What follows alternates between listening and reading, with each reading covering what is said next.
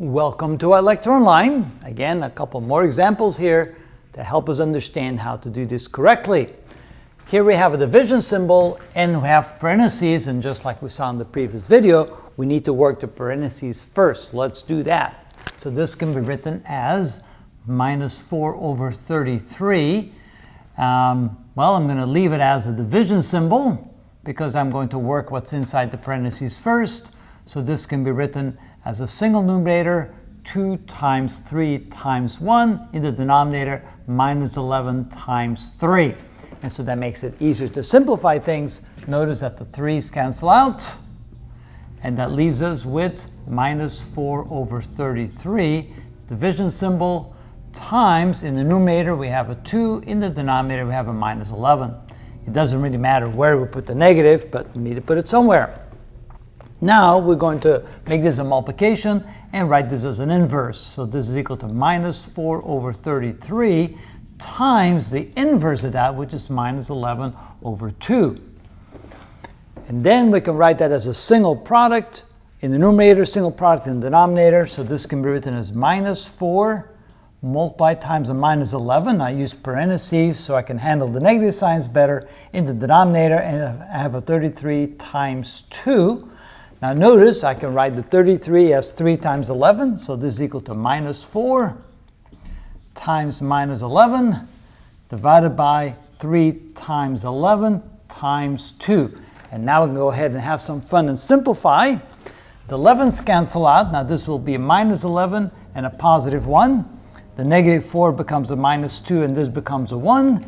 And then we can write this as negative 2 times a negative 1, which is a positive 2, divided by a positive 3 in the denominator, or 2/3. So that's pretty straightforward. Again, the rule is work what's inside the parentheses first. Now over here, what we're going to do is immediately turn this into multiplication by writing this as an inverse. So this can be written as x to the 4th plus 8x divided by 3x squared minus 6x plus 12. Multiply times the inverse of that, which is 6x minus 12, divided by x to the 4th minus x cubed minus 6x squared. So this is a 3 here.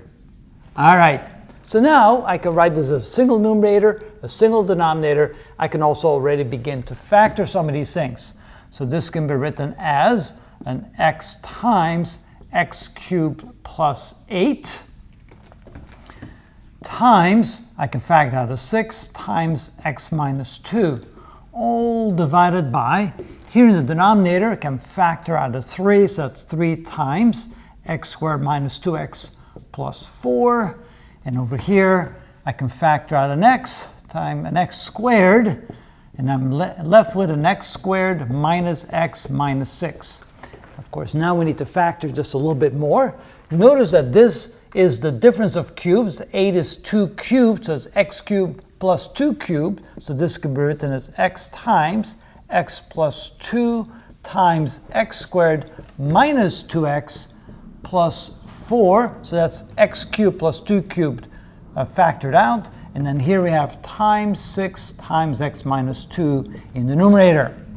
So then divide all that by, let's factor this here, 3 times. That gives us, how about an x minus 2? Can we even factor that? No, we can't factor that, but then I notice that this and this is the same. So that cannot be factored.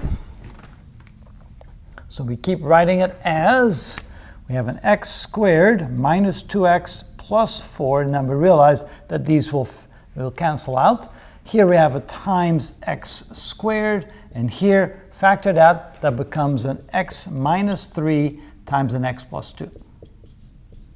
That gives us a negative 6 and a negative 1 in the middle. All right, now let's factor what we can, or simplify what we can. So this and this cancels out. We have a 3 and a 6, so the 6 becomes a 2, the 3 becomes a 1. We have an x and an x squared, so x becomes 1, x squared becomes x to the 1st power. We have an x plus 2 and an x plus 2.